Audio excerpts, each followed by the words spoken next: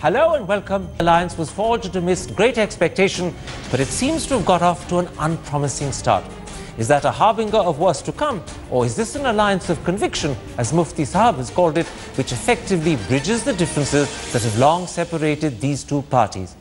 Tonight in part 2, we ask, what does the future look like for the new coalition government in Jammu and Kashmir?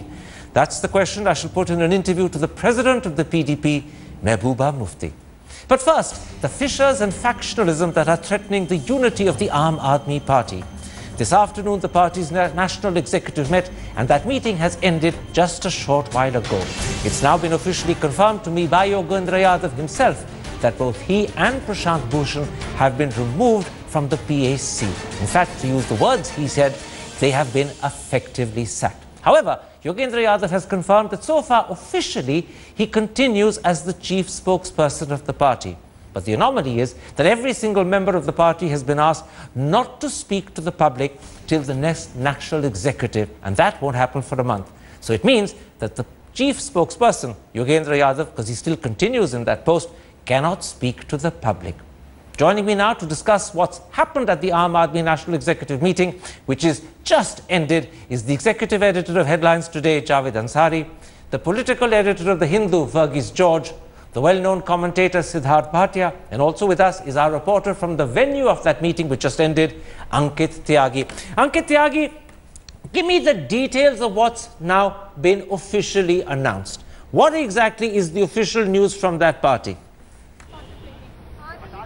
Karan, I spoke to Mr. Prashant Bhushan himself, and he said in no uncertain words that both him and Yogendra Yadav have been voted out of the Political Affairs Committee of the Aam Aadmi Party. Throughout the day, there were talks about reconciliation, middle path, but in the end, it came down to voting. And you know, surprisingly for the Arvind Kejriwal camp, there were 8 votes that came in favor of Prashant Bhushan and Yogendra Yadav out of the 19, and 11 to oust them from the PAC.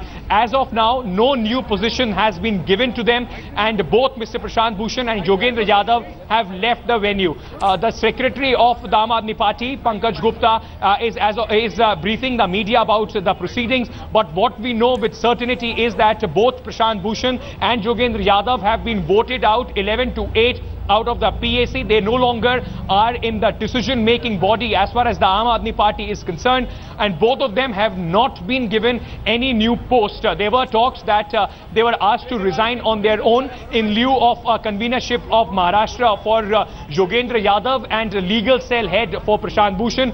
Both of them have been, they both, in fact, earlier in the day, denied and rejected this offer. After that, they also rejected, you know, a resignation on their own. Then a resolution was passed by Pankaj Gupta, in fact, presented in the PAC by Pankaj Gupta, on which the majority voted for ouster of Yogendra Yadav and Prashant Bhushan. Now, Ankit, I've just spoken on the telephone to Yogendra Yadav. I spoke to him for a good 5 minutes or so, and he made the point that you made, that in fact the vote with which both he and Prashant Bhushan were removed from the PAC was 11-8, a lot closer than anyone expected. Will that fact that 8 people out of 19 actually voted to retain Yogendra Yadav and Prashant Bhushan unnerve Arvind Kejriwal? Because it suggests that there's a very small margin between the two so-called camps. And the second thing that I gathered from Yogendra Yadav is that some people who should have been present at the PAC weren't present, and if they had been present, the vote could have been higher than 8 in his favor. So that's the second thing. Will both these points unnerve Arvind Kejriwal and the people around him? Well, Karan, certainly, because Arvind Kejriwal camp was hoping that it's going to be about 15-5 if 20 votes are counted. Arvind Kejriwal, because he has resigned from the post of convenership earlier, he did not vote. So there were 20 voting members as far as the national executive is concerned, out of which 19 voted. 1 member was missing at that time. He had gone out, and out of the 19 who voted, 8 voted, as you said, to retain them. So this was a lot closer than the entire Kejriwal camp had expected. In fact, if I spoke to the Kejriwal camp earlier today, and they said that if there is a secret vote or a secret ballot that takes place, in which they might, they're a little worried about that. But yes, 8 people openly voting to retain them that includes a vote of Prashant Bhushan and Yogendra Yadav. Also, we knew that there are 3 people, those who are openly backing them. 3 more, in fact, came out and asked them to be retained. So this is something that Team Kejriwal, of course, will be mulling about as of now. Now, we have, in fact, 2 bites that have been given to the press immediately after that meeting, both by Yogendra Yadav and Prashant Bhushan.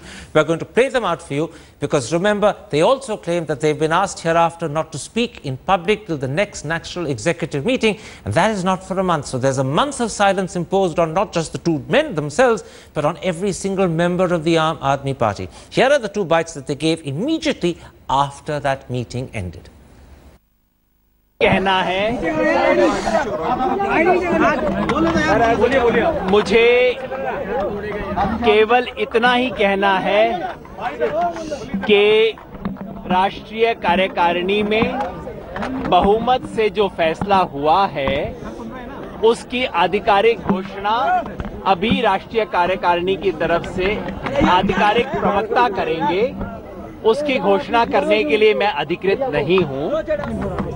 चाहे जो हो, ये आशा नहीं टूटनी चाहिए, ये आशा बनी रहनी चाहिए और मैं पार्टी के एक अनुशासित कार्यकर्ता की तरह पार्टी मुझे जो आदेश देगी, मुझे जो भूमिका देगी, वो मैं पूरी तरह से निभाने की कोशिश करूंगा।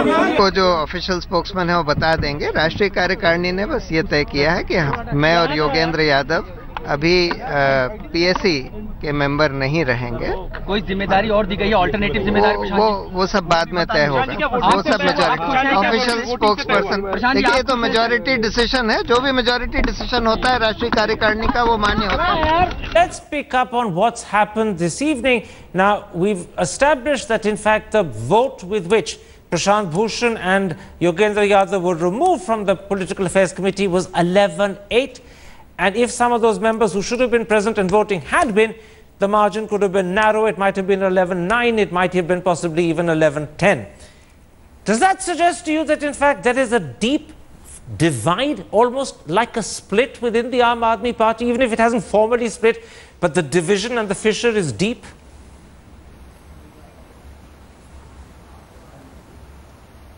Verghese George, did you hear that question? You're asking me, Karan? Yes, I am indeed. Yeah. See, I think, I would not think it is a split, so to speak, despite the fact that the division of votes indicated some kind of an equal division of voters or opinion within that committee. Because I think this is a very... See, if you look at Arvind Kejriwal's style from the very beginning, see, he entered the national scene as a protege of Arvind Kejriwal, Anna Hazare.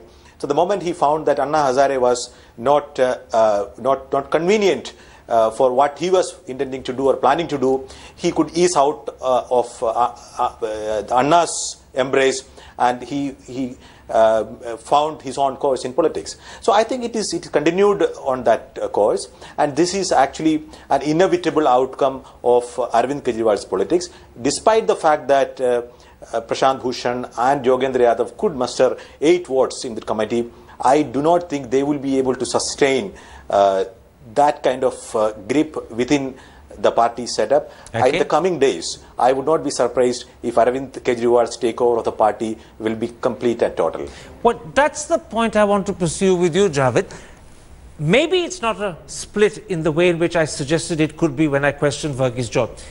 But if only 11 out of 19 supported Arvind and 8 went the other way, and there's that suggestion that if some members who should have been present were, then 8 could have been 9, maybe 10, then it also suggests that perhaps the strength and conviction with which people are supporting Arvind is not as great as the press took it to be. That there is some doubt about his leadership, there are some doubts about the way he's handling the situation, and greater sympathy for both Yogendra Yadav and Prashant Bhushan.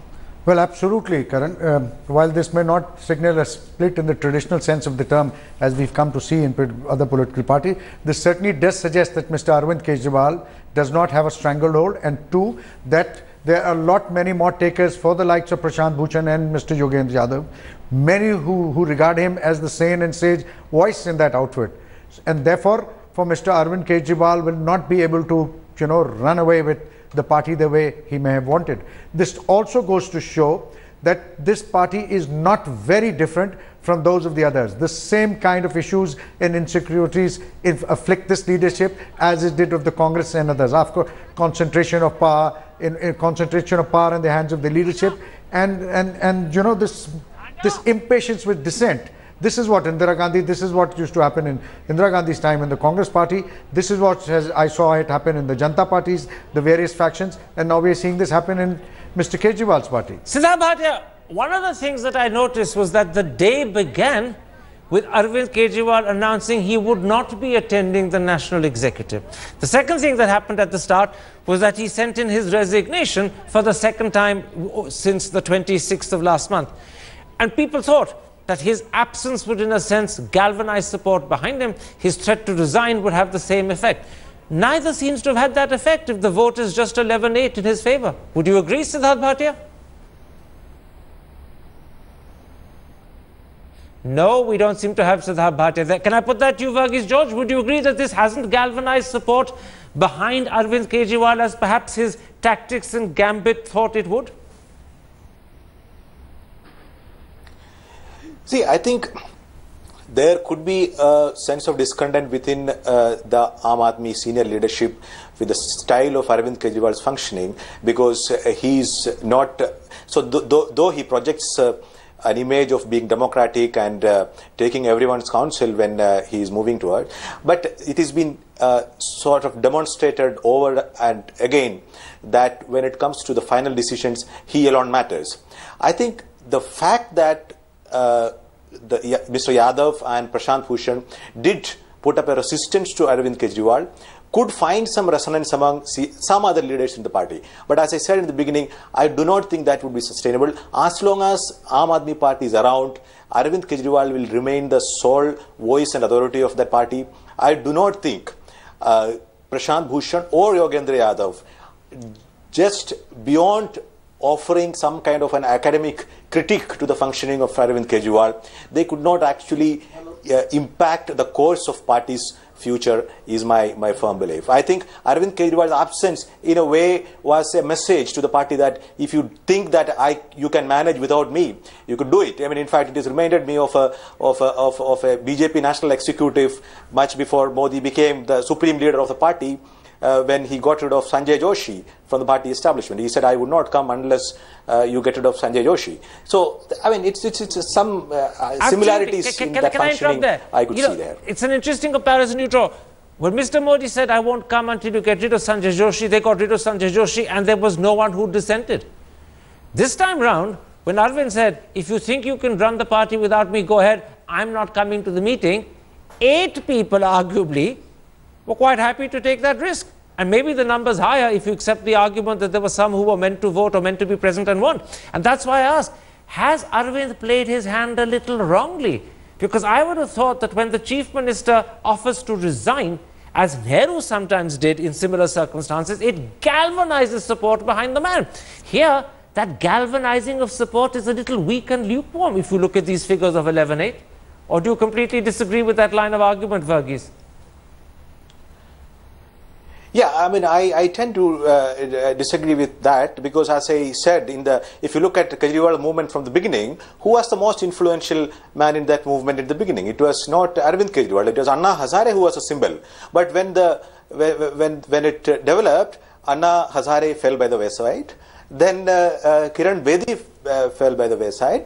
But Kejriwal is a one man who is continuing with the journey, and he gathers new people around him, and the journey goes. So despite I mean, as I said, the 20 people that he had assembled around him in that senior most level of decision making, 8 people may have found themselves in an unhappy situation. They express their unhappiness, but that unhappiness will not be of any long-term consequence to what Arvind Kejriwal can do. Because contradictory as it may be, it is Arvind Kejriwal's success that actually drives the success of the Aam Aadmi Party. It is not, I mean, it will be very romantic an idea to suggest that it is a democratic party where all decisions are taken in Mohalla Sabhas, and whether he should become the Delhi Chief Minister was decided in a public referendum. These are all notions that are being put out for public consumption. But the fact is that even before the Mohalla Sabha, Arvind Kejriwal always knew what he wanted to do, and he did exactly what he wanted to do. Now we've got Siddharth Bhatia with us. That line to Bombay is, oh, we still don't have Siddharth Bhatia with us. My apologies. Ankit, let me come back to you and ask you something else. I gather from Yogendra Yadav that every single member who was present at the meeting, and this applies in fact to the entire membership of the Aam Aadmi, he tells me, has been told not to speak to the public. And as you noticed, both Bhushan and Yogendra Yadav spoke very perfunctorily, 15-20 seconds each, and left. And yet the anomaly is, officially Yogendra Yadav tells me he still remains chief spokesperson. So you have a chief spokesperson who can't speak to the public. And yet, and also, in addition, is not in favor with his national convener. It's a bit of an anomaly. Is that something they forgot to settle? Well, that's right. In fact, the problem there, Karan, is that all that they could do today, there were a few other matters that were to be discussed, but all that they could do today was to decide on whether Yogendra Yadav and Prashant Bhushan have to stay in the PAC or not. In fact, I was just speaking to a senior leader of the Aam Aadmi Party, and what we have been told that this is how it panned out. Initially, both were offered because the Arvind Kejriwal camp did not wanted it to look like as if the dissent has been stifled. They wanted a consensus decision because what the national executive members spoke was that the PAC does not have confidence in Prashant Bhushan and Yogendra Yadav because of what has been panning out in the last few days. They were both offered 2 posts. They were said that if you resign on your own, then Yogendra Yadav can become the convener of Maharashtra and Prashant Bhushan can take up the chief of the legal cell. To which the supporters of Yogendra Yadav and Prashant Bhushan, and both of the gentlemen declined. Kumar Vishwas was playing the mediator. He took both of them separately, tried to speak to them, convince them. That did not happen. After that, after about 3 to 4 hours, a resolution by the secretary was moved in the national executive. On that, the voting took place. What we have been told is that the expectation was that it's not going to be as close as it was. As of now, no new post has been offered to them. Yogendra Yadav has only been told that he is no longer the part of the PAC. So he still assumes that he's still the party chief spokesperson. Very soon we will know whether now any new post is going to be offered to them, or else Yogendra Yadav might also be asked to relinquish the post of the spokesperson also. How do you now see Yogendra Yadav and Prashant Bhushan's connection and future within the Aam Aadmi Party?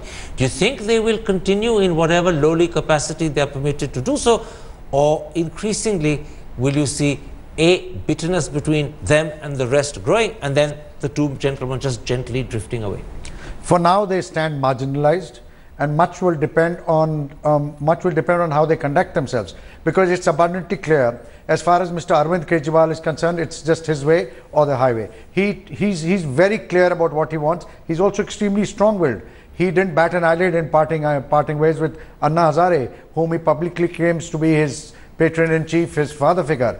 And now he's done the same with both Mr. Prashant Bhushan and Mr. Yadav. As far as Mr. Yadav is concerned, look, he doesn't have something to fall back upon. Prashant Bhushan is a lawyer. He can go back and practice and do, earn a reasonably good living for himself. As far as Mr. Yadav is concerned, he will continue, but both their roles will be heavily marginalized. What impact has this had, Verghese George, on the image and standing of the Aam Aadmi Party with the public? Not the media, but the public. Has it dented its halo and its glory, particularly after that terrific Delhi result? Or are most people unconcerned with inner party politics, even if they spill out onto the front pages? Yeah, I mean, I think I would go by the second part of your formulation, because I think Arvind Kejriwal is a synonym for Aam Aadmi Party. For the people, for the general public, it doesn't matter what happens within the party, who is sidelined, who is controlling levels of power, but it actually raises a very fundamental question that many people had raised when in the initial days of Aam Aadmi Party. Here is a party which is not mobilized on the basis of caste, religion, language, class. I mean, here is a party which claims to be everything for everybody and devoid of an ideology, which Mr. Kejriwal has always said that, I mean, why should a party have an ideology at all? Here is a party which only promises effective delivery of public services. That is the only promise that he made, and on that basis he mobilized a large public opinion. So the future of Aam Aadmi Party will primarily depend on Arvind Kejriwal's ability to deliver what he has promised. So what he does with not only Prashant Bhushan and Yogendra Yadav, even the other 12 people who stood by him today, if he throws them all out also, I do not think that is going to make any dent in his standing. I very quickly conclude with an anecdote which I picked up during the campaign. One of the speakers before Arvind Kejriwal at a public rally during the Delhi election campaign told the public that, see, we need 35 for a majority, but we also, actually you should elect 20 people more, because Arvind Kejriwal will want to throw out at least 20 people in the next 4 years. So even after he throws out 20 people, we should still have a half a mark majority. This is a campaign point that one of the speakers made during the campaign. So I think it's all unraveling in roughly the same fashion. My last question, I asked Varghese George whether this whole episode has had a deleterious or disadvantageous impact on the image of the Aam Aadmi Party. What impact has it had on Arvind Kejriwal? Give me a quick answer. Look, Arvind Kejriwal for now is secure. There is no danger to his government, but it doesn't take too long for goodwill and credibility to dissipate. And when that happens, in the long run, you pay a heavy toll. Rajiv Gandhi had 413 MPs, and eventually VP Singh rebelled. When he rebelled, there wasn't too much happening. Eventually, he paid a price for it. Nothing lasts forever, and it just takes a few instances like this for goodwill to dissipate. Very quickly, Ankit, because you have to give me a short answer. Time is our enemy. What was the mood of the other people when they walked out of that meeting? Was there a sense that they were elated because they'd sorted out a problem, or was there a sense that they were aware that the party is in a sense divided and the party has gone through a turmoil that is going to impact its image? What was the mood of the people? Well, if I can put it very frankly, only a small number of people came out elated. Most of them still believe that this has done a lot of damage as far as the perception of the party is concerned. Despite Arvind Kejriwal staying away from the voting, despite they trying hard not to come to a situation where voting takes place, they believe that their volunteers will be demoralized, and it will now be up to Arvind Kejriwal and his government to perform and to get them out of this. All right, my thanks to my guests for joining me, and my apologies we didn't have Siddharth Bhatia. I'm afraid we had problems establishing the link to Mumbai.